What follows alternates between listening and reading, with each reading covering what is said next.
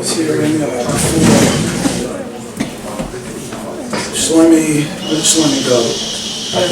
Shlomi, I was hearing what you said before about Bubby never complained, she never, she really spoke about herself. If you go even further with it, it reminded me a story that happened with me with my Rosh Yeshiva, Shmuel Birnbaum Zatzal, Zechatzak Levracha. There was somebody who had a chavrusa near Yeshiva, and we came to, a chavrusa got engaged. So everybody came to the Vart. Come to the Vart, Shmuel sits down there, and then it came time for Shmuel to speak. Shmuel gets up and says, Rabbi, I have to tell you something. This chassan is nicht kein Mensch. It's not a mensch. It's just kein Mensch, Shmuel says. In front of the future father-in-law, the future, this kein Mensch. So everybody's mumbling, how can he get up and say that this person's not a mensch at his verb? So let me explain to you why. He says, I know this bacha for 25 years in my yeshiva. I never saw him once not get angry. How could somebody not get angry, not get ever upset one time? He says, in 25 years, he's a rai, he's nicht kein Mensch, he's a malach. This is what he said. Bobby, we know, again, I wasn't planning on speaking about this because, but you mentioned that story, that machshava, Shlomi, about, it was more than the fact that she never complained. I don't remember ever talking about herself once. Yet she's a person that was able to mavatal herself to her husband, even though she had so much about herself. She was so unbelievable, so smart, her opinionated and everything, but still be able to mavatal. That's really the key trick. Really the key trick is to be able to do that. So I never heard her get angry. We had many Pesach Sidorim. They used to come to us for Pesach.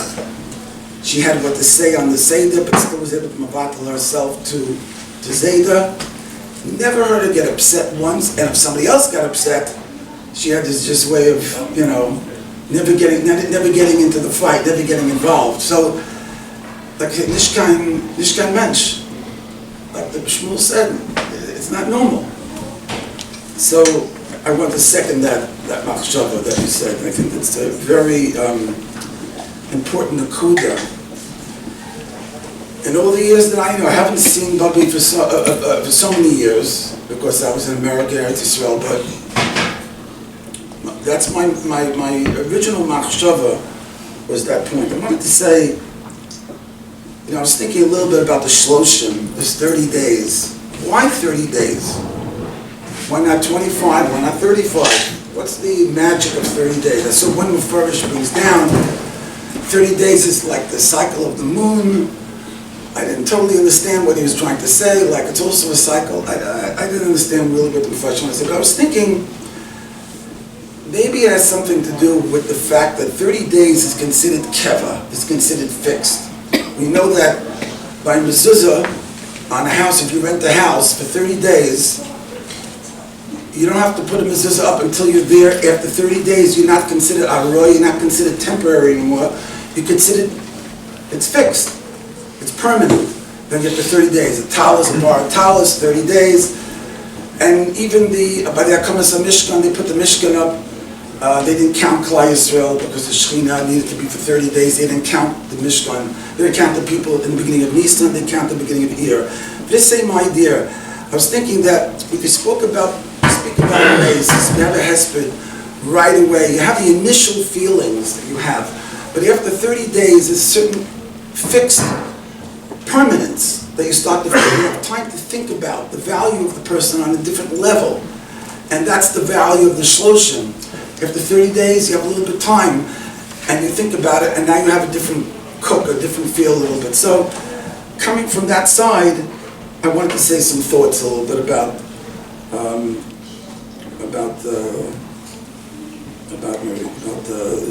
what I call the shviger, we call the bubby.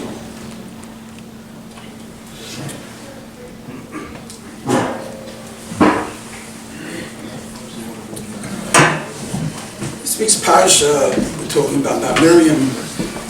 It's how appropriate it is that it came out this way. It's a very, very, very hard thing to understand. It says that they didn't have the water for the Eidah, and it says that she died there, Vatikaver Sham. She got Tamash Sham Vatikaver Sham. She was buried there. The Klei Yakar and the Alshach both say a similar idea. It's really very hard to understand. They said that Klal Yisrael didn't appreciate Miriam. Alshach says, and the proof is because there was no hesped. There was no hesped. By Aaron, there was a hesped of 30. There was 30 days of bechiyah, of crime. Moshe went through 30 days of crime, but there's no hesped. He's died from Lashon Sham. He died there, and they buried there, and that was it. There's no hesped. How's that possible? And therefore, he says that's why the pasuk says there was no water.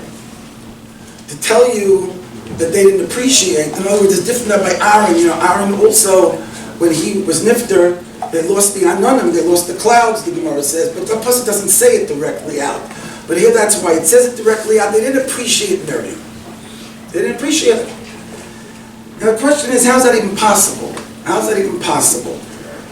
The Gemara says in Tainus, Shlosha parnasim tovim amdu Yisrael. There were 3 parnasim, 3 leaders, 3 manhigim that Klal Yisrael had.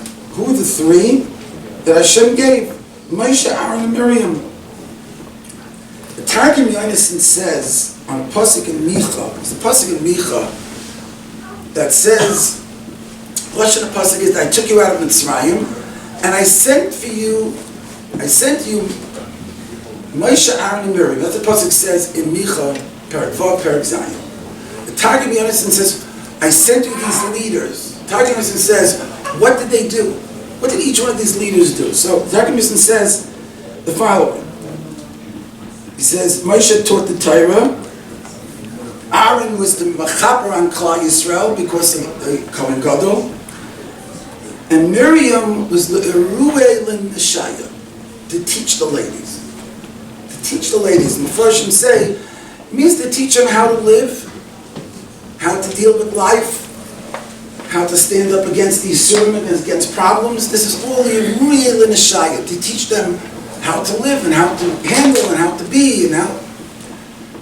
So Miriam's job was not just, the Miriam that we think that Miriam's just one story in the Torah that Miriam, put the Moshe Rabbeinu into the basket, or Miriam sang songs, as Yashem Moshe, as Yashem Miriam. Miriam had a full-time job. Shloshim parnasim, Tovim amdu Yisrael, Moshe, Aaron, and Miriam. There was a full-time job, according to the Targum. That's shot in the pasuk. How could that be? How could they not appreciate Miriam? It's almost impossible to understand. If it was true that she was the leader and she's a parnasim, and by the way, the lashon parnasim, parnas is a leader, comes from the same lashon of parnasa, which is to feed, to be able to have a parnasa. The be'er and the mayim and the anam was all to protect and to mefarnes Klal Yisrael. So a leader has to have that ability, which is a sense of giving. That's the whole idea of a leader. You have to have other people on your mind. So how could this be? I tell you, I looked around the Mepharshim. I didn't see anything on it. I found it very, very schwer, very difficult. I was thinking in Machshava, but I don't have it really worked out. I was thinking that maybe, perhaps, Miriam died, and Rashi tells us this was a new generation, totally new generation. These are all the people that, from the first, had died Yom Lashana by the Aver of the Meraglim, and these were a new generation that was going to go into Eretz Yisrael. That's what Rashi says, the Eidah Shlema. I was thinking that in some way the new generation didn't appreciate, like the older generation had appreciated. And that was the reason why there was a lack of appreciation at that point, because this was the point where they didn't grow up with Miriam dealing with them on a day-to-day basis. And there's a new generation out with the old and with the new. And I was thinking that Ulai, perhaps that's hinted over here, that this was the time, according to the Alshach, according to the Klei Yakar, and I think that that's our responsibility now. We think about Bubby, what are we thinking? We're thinking about, okay, what did Bubby mean to me? But if we look at ourselves as generations, we look at ourselves as divers, then I represent thousands of people in the system that come out of me. And we think about what lesson are we transmitting into divers, not only to us, that we learn, I was looking at some of the things my daughter put together, this unbelievable booklet, and the things that people said about Bubby, and it's unbelievable. So how do we, this sense of permanence, this shloshim, this sense of kavua, that we think about permanent, that we can take this machshav and move on with. That's, I think, even though we're the next generation, sort of to say, what lessons can we take from that? What can we, what do we take from that as we move forward?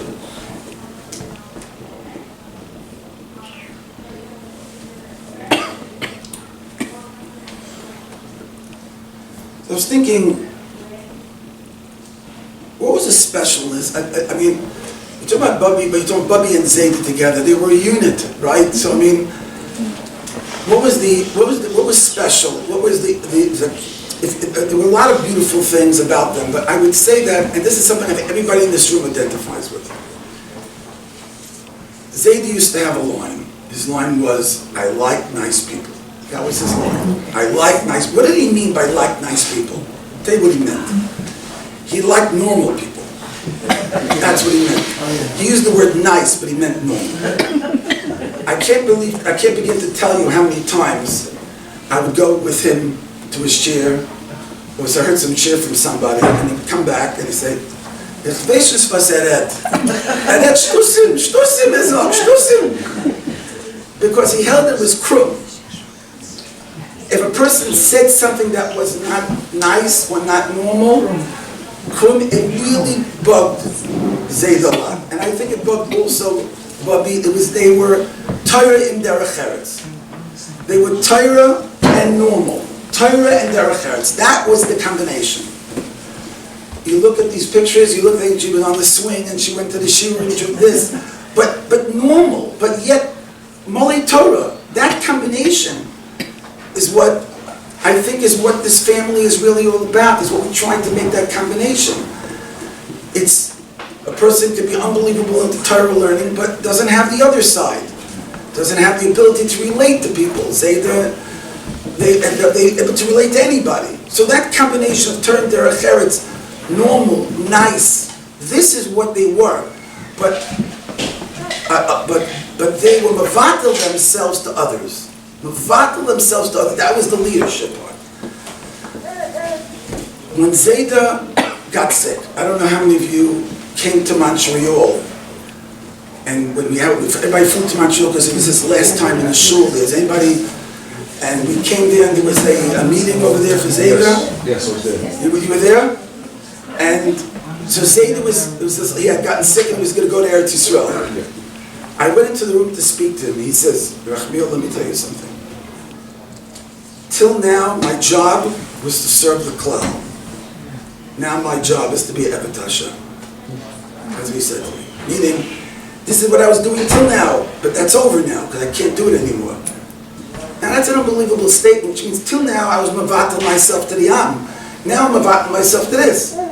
Both about myself to HaKadosh Baruch Hu. This is what they were. That's why Bubby never said a word about herself. These people were not in the business of themselves. I mean, Zayda was very proud of his svarim, and that I think he had the right to be proud of them, and he was proud of what he had to accomplish. That's nothing to do with that, but that was his tachlis. That's what their tachlis was. So I think the more people have within themselves, it's harder for them to be mevatel. And I think that was a big point.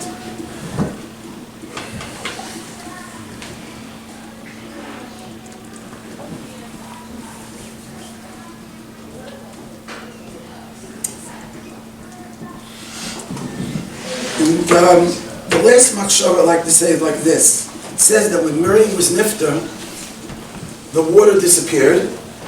Moshe Rabbeinu came to the rock, couldn't find the rock. Rashi couldn't find the rock, couldn't find the same rock. And then eventually he hit the rock, so speaking to the rock, okay. The Gemara says, like Shlomi said, that it came back in the schus of Aaron and Moshe. came back in the schus of Aaron and Moshe, the water. Now the question is, if it came back in the schus of Aaron and Moshe, so what do you need the same rock? If the rock is the schus, if the schus of Miriam, so then you need to come back, you need the same rock. But if it's Aaron and Moshe, it's a new game. It could be any rock, what do you need the same rock? Also difficult question. If Miriam was the schus the rock, and it came back for Aaron and Moshe, so who needed Miriam? If you have Aaron and Moshe, so what do you need the original Miriam's schus for? You have Aaron and Moshe. Shlomo Kluger says the following unbelievable word. He says that when it came back, it didn't come back in the schus of Aaron and Moshe. It came back in the schus of Miriam. Just that he says that since, this is an unbelievable word, Rabbi say, that the koyach of Miriam's neshama was able to mishtatif back since Moshe and Aaron were in the world. So Moshe and Aaron's, the fact that they were living and they were Torah-tic people, unbelievable people, so they were able to mamshich back the schus of Miriam. Their koyach was to be mamshich back the schus. Unbelievable Shlomo Kluger. In other words, that answers the question why had to be the same rock.